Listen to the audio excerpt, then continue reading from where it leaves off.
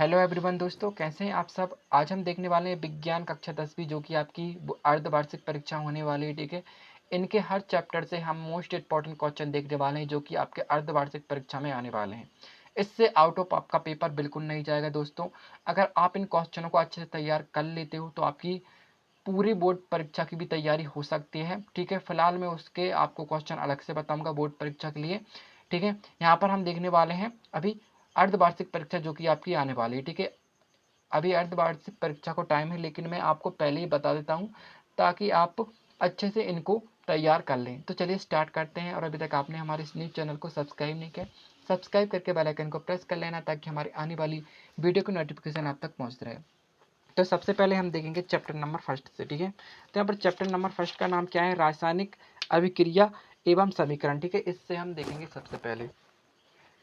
तो यहाँ पर फर्स्ट क्वेश्चन है, निम्न अभिक्रियाओं को उदाहरण सहित समझाइए। ठीक है, यहाँ पर फर्स्ट चैप्टर से यहाँ पर संयोजन अभिक्रिया, अपघटन, कोई वियोजन कहते हैं, इस टाइप से भी आ सकता है। ठीक है, वियोजन तो अपघटन ही होती है वो।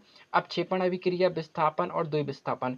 यहाँ पर मैं आपको जल्दी जल्दी बताते जा रहा हूँ। ठीक है, आप कॉफ़ी या जो भी रखे हो आप उसमें नोट डाउन कर सकते हैं या आप टिक भी कर सकते हैं। यहाँ पर सबसे पहले ठीक है, यहाँ पर मैंने आपको बता दिया संयोजन, अपघटन, वियोजन, अपक्षेपण अभिक्रिया, विस्थापन अभिक्रिया, द्विविस्थापन अभिक्रिया। ठीक है, यहाँ पर कारण बताना है, वायु में जलाने से पूर्व मैग्नीशियम विभिन्न को साफ क्यों किया जाता है, तेल व वसा युक्त पदार्थों को नाइट्रोजन से प्रभावित क्यों किया जाता है, जब लोहे की कील को कॉपर सल्फेट के विलयन में डुबोया जाता है तो विलयन का रंग क्यों बदल जाता है, निम्न को परिभाषित कीजिए। यहाँ पर आपको परिभाषा बतानी है इनकी। ठीक है, यहाँ पर दो दो उदाहरण भी लिखने हैं इसके, संचारण और विकृत गंधिता। ठीक है, इंपॉर्टेंट क्वेश्चन है ये दोनों, आपको अच्छे से करने हैं। चलिए अब अध्याय 2 से देख लेते हैं। यहाँ पर अध्याय 2 से दोस्तों हमारा नाम क्या है अध्याय 2 का, अम्ल एवं क्षार। ठीक है, अम्ल एवं क्षार से देख लेते हैं। यहाँ पर फर्स्ट क्वेश्चन है इसका, पीतल एवं तांबे के बर्तनों में दही एवं खट्टे पदार्थ क्यों नहीं रखने चाहिए। ठीक है, ये आपका इंपॉर्टेंट क्वेश्चन है। उदासीनीकरण अभिक्रिया को उदाहरण सहित परिभाषित कीजिए। यहाँ पर मैं जितने भी क्वेश्चन बता रहा हूँ आपको, इससे आउट ऑफ आपके बिल्कुल नहीं जाने में अर्धवार्षिक परीक्षा में। ठीक है, और यहाँ पर बोर्ड परीक्षा की भी आपकी जो है आधी तैयारी हो जाएगी इसी में। उदासीनी उदासीनीकरण अभिक्रिया को उदाहरण सहित समझाइए। प्लास्टर ऑफ पेरिस को आद्ररोधी बर्तनों में क्यों रखा जाना चाहिए, इसका समीकरण सहित लिखिए, मतलब इसको समीकरण सहित बताना है। ठीक है, यहाँ पर निम्न के दो दो उपयोग लिखिए यहाँ पर। ठीक है, दो दो उपयोग बताने हैं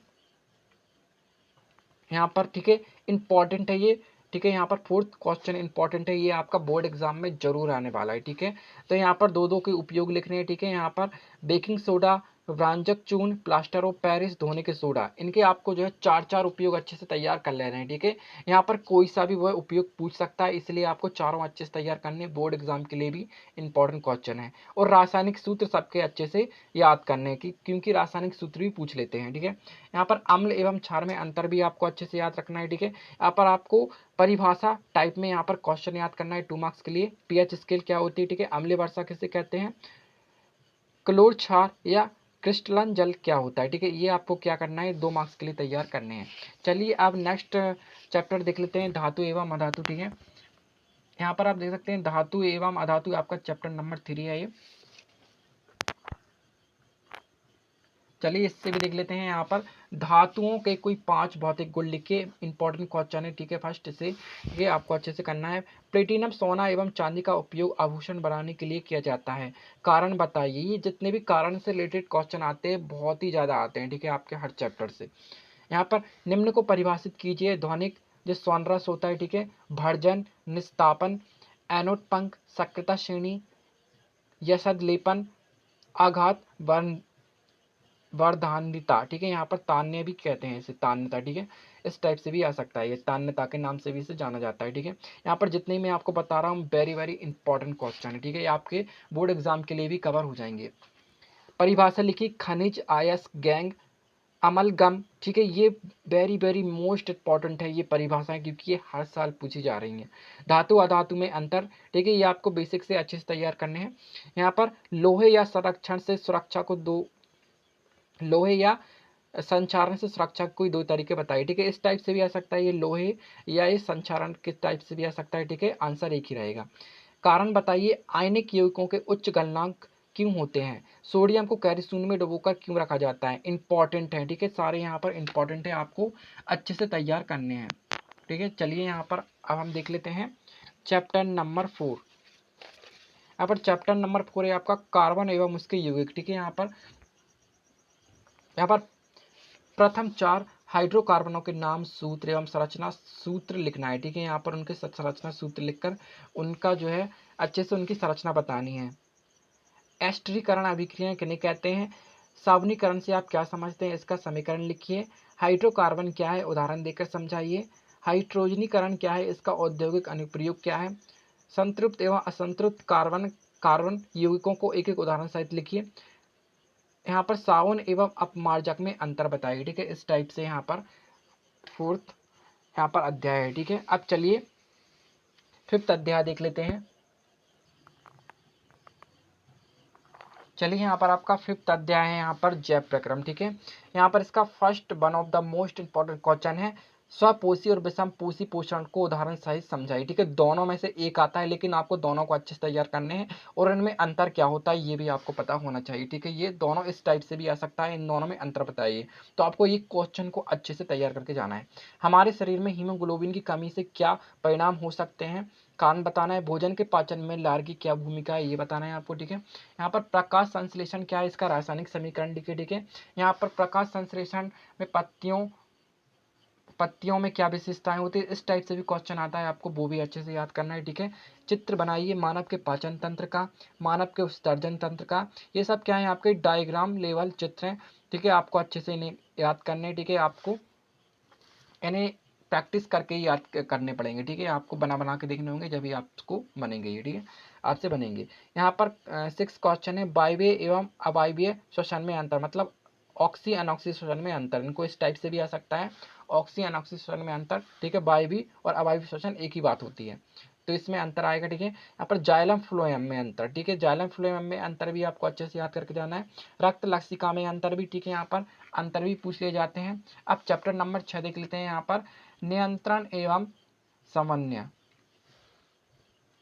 यहाँ पर फर्स्ट क्वेश्चन है तंत्रिका कोशिका, मतलब न्यूरॉन का नामिक चित्र बनाइए और उसके कार्य बताइए, ठीक है।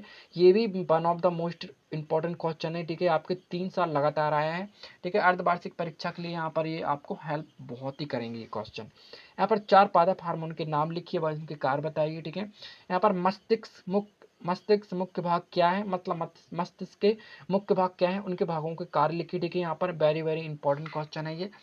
चलिए यहाँ पर और देख लेते हैं। यहाँ पर मनुष्य में पाई जाने वाली किन्हीं 3 अंतःस्रावी ग्रंथियों के नाम, उनमें स्रावित हार्मोन के नाम लिखिए, ठीक है। इंपॉर्टेंट क्वेश्चन है, इसे भी आप जरूर करना। चलिए अब देख लेते हैं और इसके ही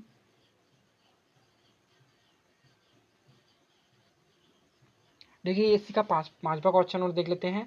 मेरु रज्जु के कार्य, मतलब संपूर्ण सुषुप्पन्ना से भी इस टाइप से क्वेश्चन आ सकता है ये, ठीक है। आपको ये करना है। न्यूरॉन्स, ठीक है, यहाँ पर आपको शॉर्ट आंसर टाइप क्वेश्चन में यहाँ पर इसकी डेफिनेशन बतानी है। न्यूरॉन्स की प्रतिवर्ती की अनुवर्तन एवं प्रकाशानुवर्तन और जल अनुवर्तन है, ठीक है। यहाँ पर आपको अच्छे से ही याद करके जाने हैं।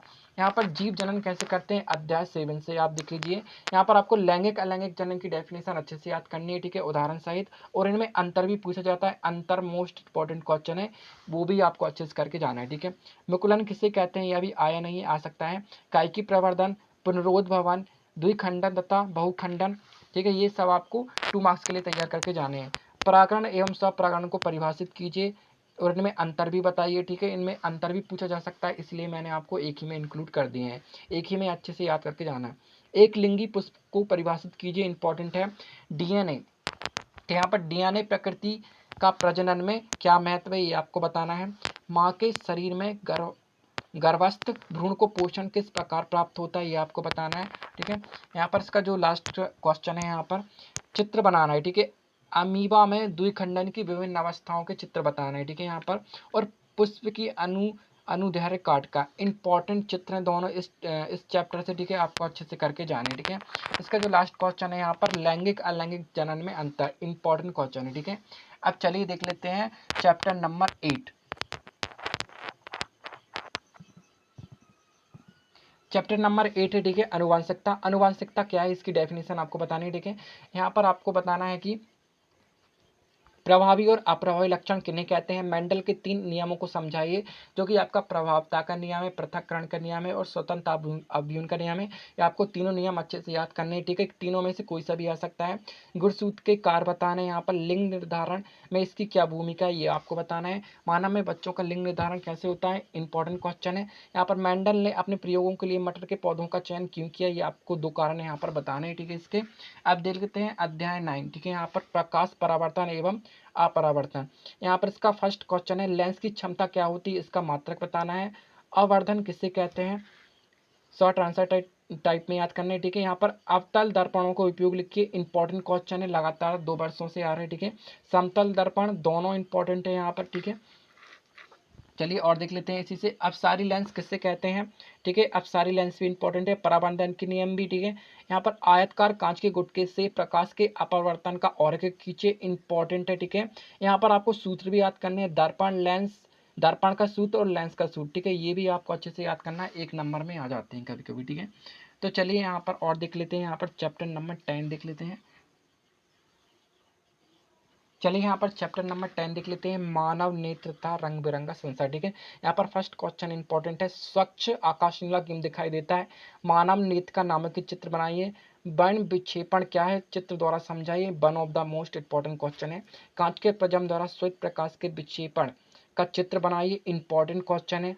प्रिज्म से, ठीक है? यहाँ पर प्रिज्म से प्रकाश का अपवर्तन का नामांकित चित्र बनाइए, इंपॉर्टेंट है। यहाँ पर ये लगातार 3-4 क्वेश्चन है ना शुरू के, very very most important question है, आपके बोर्ड एग्जाम में आने की पूरी संभावना है, ठीक है? यहाँ पर तारे क्यों टिमटिमाते हैं? यहाँ पर सूर्यास्त एवं सूर्य अस्त के समय सूर्य रक्तस्राव क्यों प्रतीत होता है, इंपॉर्टेंट है, ठीक है? ये भी।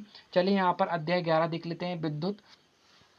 विद्युत परिपथ में उपयोग कोई 4 अवयवों के प्रतीक बनाइए, इंपॉर्टेंट क्वेश्चन है, ठीक है? ये भी। चालक, ठीक है? यहाँ पर पूछा गया है कि यहाँ पर किसी चालक प्रतिरोध को प्रभावित करने वाले 4 कारकों को लिखिए, इंपॉर्टेंट क्वेश्चन है ये भी, ठीक है? यहाँ पर आपको इसको भी अच्छे से करना है। यहाँ पर देख लीजिए आप, यहाँ पर ओम का नियम समझाइए, विद्युत धारा और विद्युत धारा किसे कहते हैं, इसका ऐसा ही मात्रक बताना है। विद्युत विभव किसे कहते हैं, इसका भी ऐसा ही मात्रक बताना है, ठीक है? और यहाँ पर विभवांतर किसे कहते हैं, इसका भी ऐसा ही मात्रक बताना है, ठीक है? आपको ये 2 मार्क्स के लिए अच्छे से तैयार करने हैं। यहाँ पर अगर आप इतने भी तैयार कर लेते हो ना, तो आपके बोर्ड एग्जाम में इनके आने के पूरे चांसेस हैं। चलिए अब देख लेते हैं बाकी क्वेश्चन। और चलिए यहाँ पर अध्याय 12 देख लेते हैं, विद्युत धारा के चुंबकीय प्रभाव। इससे आपको याद करना है, दृष्टि धारा के 3 स्रोतों के नाम लिखिए, इंपॉर्टेंट क्वेश्चन है। गैल्वेनोमीटर अथवा विद्युत फ्यूज को परिभाषित कीजिए, दोनों अलग अलग है, ठीक है? आपको इनको परिभाषा टाइप में याद करना है। चुंबकीय क्षेत्र रेखाओं के 3 गुण लिखिए, इंपॉर्टेंट क्वेश्चन है। फ्रोमिंग का वाम हस्त मतलब बाएं हाथ का नियम बताना है यहाँ पर, ठीक है? दक्षिण हस्त अंगूठे का नियम बताना है यहाँ पर, ठीक है? यहाँ पर आपको अंगुष्ठ का नियम बताना है, इंपॉर्टेंट है। यहाँ पर जितने भी यहाँ पर मैंने चैप्टर 12 से इंक्लूड किए हैं सारे इंपॉर्टेंट है। विद्युत धारा का उपयोग करते समय क्या क्या सावधानी रखनी चाहिए, इंपॉर्टेंट है, अभी आया नहीं है, आ सकता है आपके बोर्ड एग्जाम में भी, ठीक है? यहाँ पर आपका लास्ट चैप्टर है हमारा पर्यावरण, ठीक है? यहाँ से भी काफ़ी क्वेश्चन आते हैं। यहाँ पर शाकाहारी, मांसाहारी, सर्वहारी क्या होते हैं, ये जंतु क्या होते हैं, आपको बताना है उदाहरण सहित, ठीक है? शाकाहारी, मांसाहारी और सर्वहारी जंतु, ठीक है? ऐसे 2 तरीके बताइए जिसमें जैविक निम्नीकरणीय पदार्थ पर्यावरण को प्रभावित करते हैं, ठीक है? इंपॉर्टेंट क्वेश्चन है ये भी। खाद्य श्रृंखला एवं खाद्य जाल को उदाहरण सहित समझाइए और इनमें अंतर भी आपको अच्छे से याद रखना है, ठीक है? इनमें अंतर भी पूछ लिया जाता है कभी कभी। चलिए यहाँ पर देख लेते हैं, ग्लोबल वार्मिंग के कारण बताइए, ग्रीन हाउस गैस क्या होते हैं, आपको बेसिक में याद करके जाना है, ठीक है? ये भी इंपॉर्टेंट है, आ सकती हैं। और यहाँ पर अपघटक क्या होते हैं, इनकी अनुपस्थिति परितंत्र पर क्या कुप्रभाव डालेगी, ये आपको बताना है, इंपॉर्टेंट क्वेश्चन है, ठीक है? यहाँ पर आपका लास्ट क्वेश्चन है, किसी पारिस्थितिक तंत्र की आहार श्रृंखला विभिन्न पोषक स्तरों प्राणियों के लेवल केवल यहाँ पर नाम ही लिखने हैं, ठीक है? यहाँ पर ऐसे शाकाहारी, मांसाहारी जंतु होते हैं, कौन कौन से होते हैं वो आपको बताना है, सर्वोच्चारी इस टाइप से उनके सिर्फ नाम ही लिखने हैं, ठीक है? यहाँ पर दोस्तों मैंने आपको सारे क्वेश्चन यहाँ पर बता दिए हैं, जितने भी क्वेश्चन आपके अर्धवार्षिक परीक्षा में आने हैं, ठीक है? यहाँ पर जितने ही मैंने बताए, one of the most important question है आपके। यहाँ पर आपको बोर्ड परीक्षा में भी ये क्वेश्चन देखने को मिलेंगे, आप लिख के रख लीजिए इनको, ठीक है। यहाँ पर आप टिक भी कर लेना और आप तैयारी करना स्टार्ट कर दीजिए, क्योंकि बोर्ड परीक्षा जो आपकी फरवरी में भी स्टार्ट हो जाती है, ठीक है। अभी अर्धवार्षिक आ रही है। वीडियो कैसा लगा कमेंट बॉक्स में ज़रूर बताना। Thanks for watching my video.